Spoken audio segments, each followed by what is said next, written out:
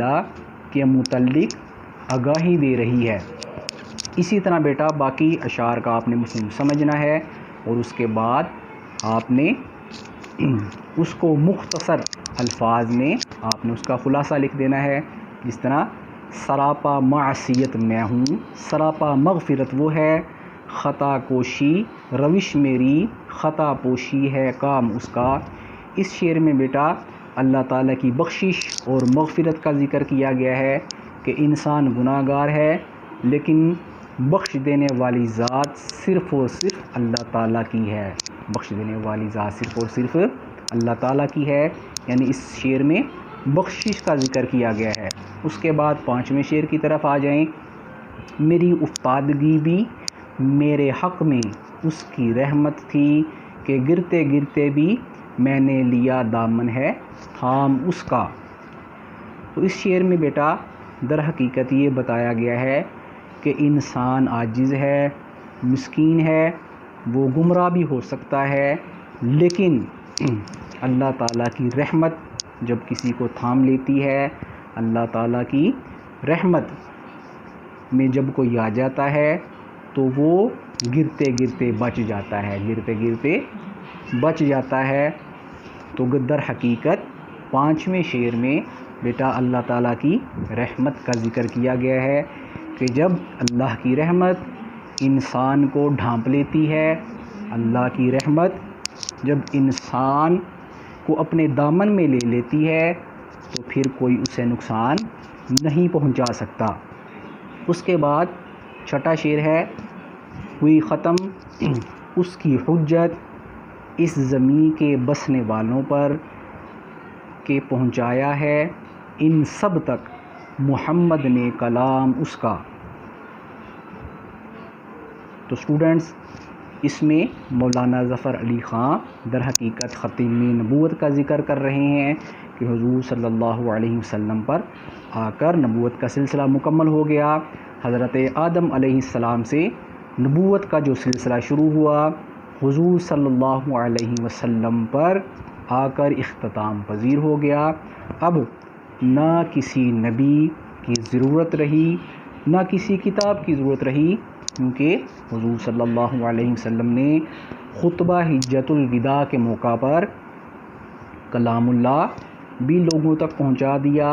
اللہ کا پیغام بھی لوگوں تک پہنچا دیا، اور ساتھ ہی ساتھ یہ بات بھی بتا دی کہ اب نبوت کا سلسلہ مکمل ہو چکا ہے، نبوت کا سلسلہ مکمل ہو چکا ہے۔ تو یہاں بیٹا ہم نے کیا پوائنٹ بنایا؟ تکمیل دین۔ تو یہ بھی آپ کے ذہن میں رہنا چاہیے کہ شعر نمبر 6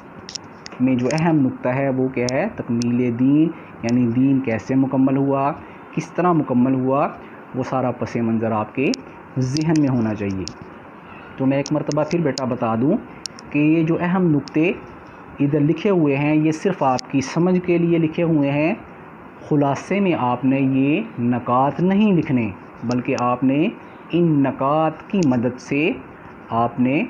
اس کا مفہوم واضح کرنا ہے تاکہ آپ کا خلاصہ اچھا ہو اور آپ اس میں اچھے نمبر لے سکیں۔ اب آخری شعر، بجھاتے ہی رہے پھونکوں سے کافر اس کو رہ کر، مگر نور اپنی ساعت پر رہا ہو کر تمام اس کا۔ یعنی اس شعر میں مولانا ظفر علی خان ہمیں یہ بتا رہے ہیں کہ کافروں نے انتھک کوششیں کی کہ دین اسلام کو نقصان پہنچائیں اور اس کو ختم کر دیں، لیکن اللہ تعالیٰ نے چونکہ دین اسلام کو تکمیل دینی تھی، اللہ تعالیٰ نے دین اسلام کو دنیا کے کونے کونے میں پہنچانا تھا، تو اس وجہ سے کافر دین اسلام کا کچھ نہ بگاڑ سکے، اگرچہ انہوں نے بے شمار کوششیں کیں۔ حضور صلی اللہ علیہ وسلم کے دور سے لے کر آج تک وہ اسی کوشش میں ہیں کہ دین اسلام کو مٹا دیا جائے، مسلمانوں کو مٹا دیا جائے، لیکن یہ مٹنے والا دین نہیں ہے۔ لے کر آج تک وہ اسی کوشش میں ہیں کہ دین اسلام کو مٹا دیا جائے، مسلمانوں کو مٹا دیا جائے، لیکن یہ مٹنے والا دین نہیں ہے، یہ مٹنے والا دین نہیں ہے۔ جس طرح شاعر کہتے ہیں، نور خدا ہے کفر کی حالت پہ خندہ زن، نور خدا ہے کفر کی حالت پہ خندہ زن، پھونکوں سے یہ چراغ بجھایا نہ جائے گا، یعنی پھونکوں سے یہ چراغ بجھ نہیں سکتا۔ کافر جتنی مرضی کوششیں کریں یہ دین اسلام کا چراغ بجھ نہیں سکتا، کیونکہ اللہ تعالیٰ نے اسے قیامت تک پوری دنیا میں پھیلانا ہے، اور اس کی حفاظت کی ذمہ داری بھی اللہ تعالیٰ نے خود لی ہے۔ تو بیٹا اس کا پوائنٹ بنتا ہے دین اسلام کا غالب آنا، دین اسلام کا غالب آنا، قرب قیامت دین اسلام کا غلبہ ہوگا، دین اسلام تمام مذاہب پر غالب آئے گا۔ تو اس طرح بیٹا آپ نے ان نکات کی مدد سے آپ نے اس کا مختصر سا خلاصہ لکھنا ہے۔